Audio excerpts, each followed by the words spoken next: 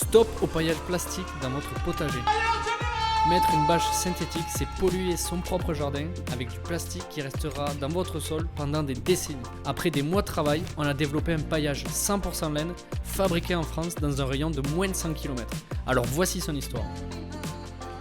Tout commence chez l'un de nos 50 agriculteurs partenaires en Aveyron, où l'on retrouve Thierry, éleveur de brebis en bio.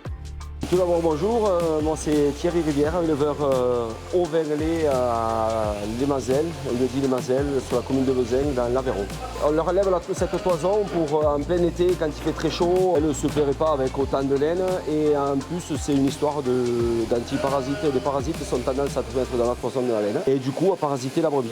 Donc tout ça c'est juste pour le bien-être animal. Le gros problème c'est que jusqu'à présent on n'avait aucun débouché sur la laine et du coup aujourd'hui on a eu cette alternative avec les frangins Fabry qui arrivent à nous récolter la laine. Ensuite, direction Camarès, dans l'Aveyron, où l'on retrouve Jean-Philippe, directeur de la filature Colbert. Moi je suis Jean-Philippe Lignon, je dirige la filature Colbert qui est à Camarès, dans le sud de l'Aveyron.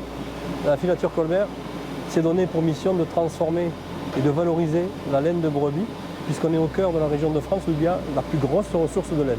Cette brebis, c'est la race Laconne, c'est celle qui donne le lait pour le Roquefort. Et on est véritablement focus sur la valorisation de la laine et la création d'emplois et le maintien d'une industrie locale. Donc ici, dans notre usine, on a développé avec Fertilène et pour Fertilène ce feutre de paillage en disque et en rouleau. Je vais vous en donner les avantages. Le feutre de paillage, eh bien, dans un premier temps, il va couper la photosynthèse, il va empêcher les mauvaises herbes de monter. Ensuite, grâce à sa capacité de rétention d'eau, il va réguler la température été comme hiver, il va vous protéger vos plantes et les alimenter en même temps. Ensuite, il retient l'eau, ce qui peut le capter jusqu'à 30% de son poids, et il va restituer l'humidité à la plante, donc on va économiser l'eau. Et enfin, à la fin de son cycle, il va se biodégrader, il va rentrer dans la terre et il va continuer à fertiliser puisque la laine naturellement contient un petit peu de potassium et un petit peu d'azote et qu'elle va libérer en se biodégradant dans la terre. Mais alors Jean-Philippe, comment est fabriqué le paillage Fertilène ? Je te montre un peu le trajet.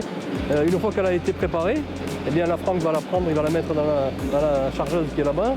Ensuite, de la chargeuse, elle va partir dans la carde.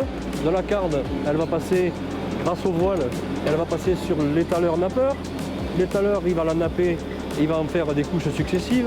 Et ensuite, on va l'aiguilleter et c'est là qu'on va mélanger les fibres entre elles pour obtenir le feutre de paillage pour Fertilène. Tu vois, voilà. Donc vraiment, il y a toutes ces étapes qui vont passer par les machines. Vincent, tu vois, merci parce que grâce à Fertilène et grâce aux produits qu'on va développer pour toi, eh bien, on va maintenir des emplois, peut-être même en créer d'autres, maintenir la filière laine en Occitanie.